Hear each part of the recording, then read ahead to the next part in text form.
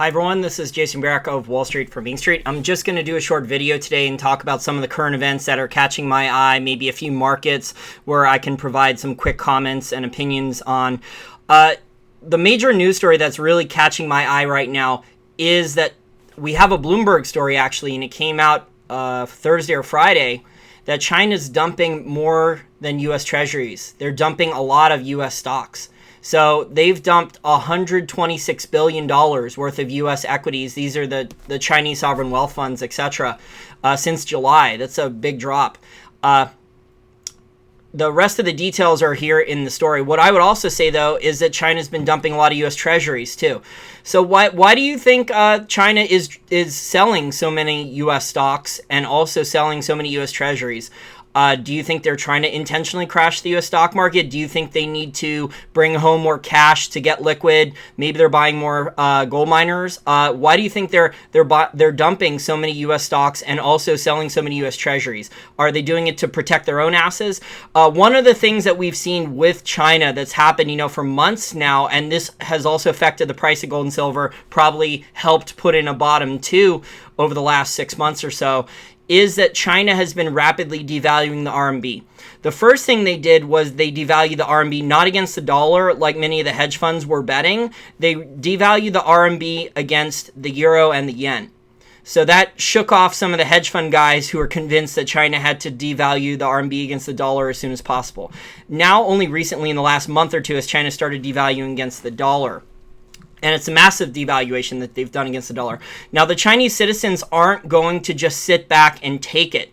If you're a Chinese saver or a Chinese investor, China's had a lot of hyperinflations over its history too. Most people aren't aware of history, but I think the Tang Dynasty was actually where paper money, fiat money, was actually invented. So the Chinese have a long history with bad paper money and hyperinflation and things like that, which is why Chinese people save in gold and silver. They don't trust normally their politicians very much, whether it's communist China or the emperor or the dynasties or things like that. This is, I think, one of the reasons why, besides gold and silver are bottoming, is Bitcoin. Here's a look at the Bitcoin chart, guys, since the beginning. But take a look at the rebound we've had in 2016. We bottomed right around the low to mid 200s here on the chart. This is beginning of 2015. And we bottomed right around there. That's where I thought Bitcoin had bottomed. I told that, and I wrote about this in our 2015 review, 2016 preview. I believe Bitcoin was still around 250 at the time towards the end of the year last year. Let's see where it was exactly. Towards the end of the year. Yeah, it had gotten to like around 300, but I had been saying, other people follow my work, that Bitcoin had bottomed around 200, 250. The sentiment was so negative. So yeah, look at the chart, guys. Look, we have a parabolic move in Bitcoin. It's just gone vertical. Look at that chart there. So we've gone vertical in the last month or two. If you have a lot of speculation money in Bitcoin, I would consider taking 10 or 20% of that total off the table. You have some big gains. I would take some off the table and just go to cash and wait maybe for a correction. If you're looking to buy Bitcoin, I wouldn't buy it here unless you can set stop orders. Even then, what has been pointed out is there might not be a lot of buy orders then if the support levels don't hold, because the chart has gone vertical. So if you do have mass amounts of profits, one of our consulting clients mentioned to me during the week that he bought Bitcoin at $90 Canadian and now it's at almost $1,000 Canadian. I mean, it's time, buddy, to take a little bit of money off the table. I'm not telling you to sell all your Bitcoin, but I mean, you should take probably 10 or 20% profits, because normally in finance, guys, when a chart, look at these past verticals in Bitcoin, like a straight up vertical takeoff here. And that's in the beginning one, and now look at this one. When you have moves like this in finance, they are normally very rare, and they normally are not sustainable. They do not last for a very long time. So take some money off the table. If I was, we don't own we don't own a full Bitcoin yet for Wall Street for Main Street. We're going to be buying more on dips with our business account from money that we're making on ads and things like that. We actually bought some Ether coin on this correction here. It had a nasty crash yesterday. So we actually bought some for the first time. We bought some Ether coin because they are doing some really good innovations. A lot of the top developers in Bitcoin and the blockchain for the last couple of years, they've been going to that one and doing that. So we do plan on adding to Bitcoin for speculation purposes and to protect our the value of our purchasing power, but I don't think it's a good time to add to positions on Bitcoin. If you are and you're a trader, you better have some tight stops in there, but there's no guarantees. There's a lot of buy orders if Bitcoin does have a major correction. The chart, though, is signaling that this is unsustainable. I think Bitcoin may go a little bit higher in momentum, but then it's going to have a pretty nasty correction in the near future. I know about the halving. I've heard about it. I've watched David Seaman videos, but when you see a chart like that, guys, it could obviously go straight up even higher, but charts like that in finance, they just don't last very long. So if you do have enormous gains, 500% gains or 1,000% gains, I would consider taking some money off the table. Not necessarily 50%, depending upon your risk tolerances, but if it was a speculation position for you, maybe 10 or 20% of your total position in Bitcoin, I would take off the table and go to cash. You've had such big gains. Celebrate your gains, be prudent, be a contrarian, because of the amount of price movement we have here. Okay, some additional stories I want to talk about. There was actually a federal report warning of looming pension insolvency that was released yesterday on Friday. Isn't it funny how the government likes to release news stories on Friday, normally after markets close? Massive underfunding and multi-employer pension benefits could lead to insolvency of Pension Benefit Guaranty Corporation in less than a decade, according to a report. Federal pension backstop. I'll attach a link to these stories that I'm talking about, guys, by the way, in this short video. So, obviously, so many of these pension fund so many of these different pension funds, whether it's CalPERS or Illinois, the employee, the government employee one in California, the teachers union one in California, CalPERS and CalFERS. There's so many different ones in different states. Normally, it's the large Democratic states like New York and Illinois and California and New Jersey. Those are the ones that are in trouble the fastest and closest to insolvency. But there's so many black swans out there, guys. It's just unbelievable. If you didn't listen to my Helen Davis Chapman interview, she said some really interesting things in the interview. She said, according to her sources, that the Wall Street banks, the large banks, got over 34 trillion with a T in bailout money already.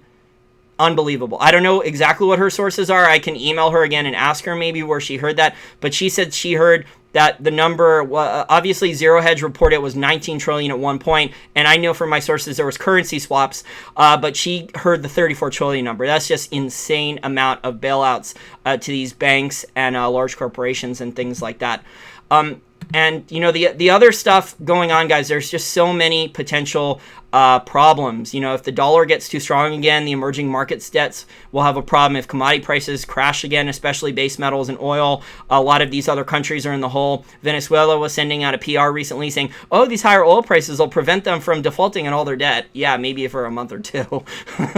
Anyways, though, guys, it's all one major Fuster Cluck. Fuster Cluck, Fuster Cluck, Fuster Cluck. I won't cuss on this video, even though I was thinking about doing a video where I just said cluster F word about 100 times on it for shits and giggles. But, this is the bullshit that we have going on right now, guys. There's just so many black swans out there. I don't even know if you can call them black swans anymore since they're so normal. All these potential large disasters that could happen in the global economy in many different countries, etc., etc.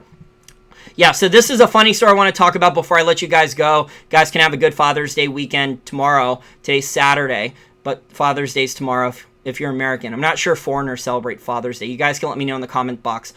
Bernie Sanders supporters are going to stage the world's largest fart-in planned for Hillary Clinton's acceptance speech in Philadelphia. So Bernie Sanders supporters, some of them, have organized, and they're going to be eating beans and going to the Hillary Clinton acceptance speech and farting as much in public as they can. This is just unbelievable, guys. It's hilarious. I just wanted to get you guys a good laugh. Honestly, some of the stories, if you just read them, you'd almost cry, but I think it's better to laugh.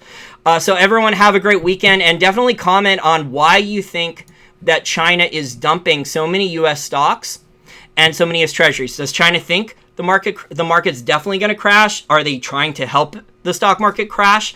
Do they need the cash that they're selling there for protection for their own economy? Why do you think they've been dumping so many treasuries and so many U.S. stocks? Obviously, we know they've been working on setting up a global financial system, a new global financial system with the Asian Infrastructure Investment Bank and also the BRICS banks, although Brazil's in major trouble. We're going to see that over the Olympics in the next couple months.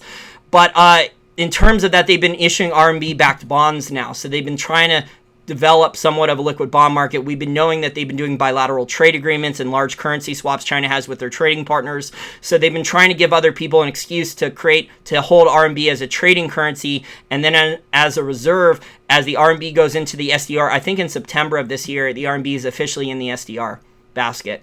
So thanks for watching this video, guys. It's one major clusterfuck, the global economy. You know, people our listeners send me news stories and things like that saying, did you see this? Did you see that?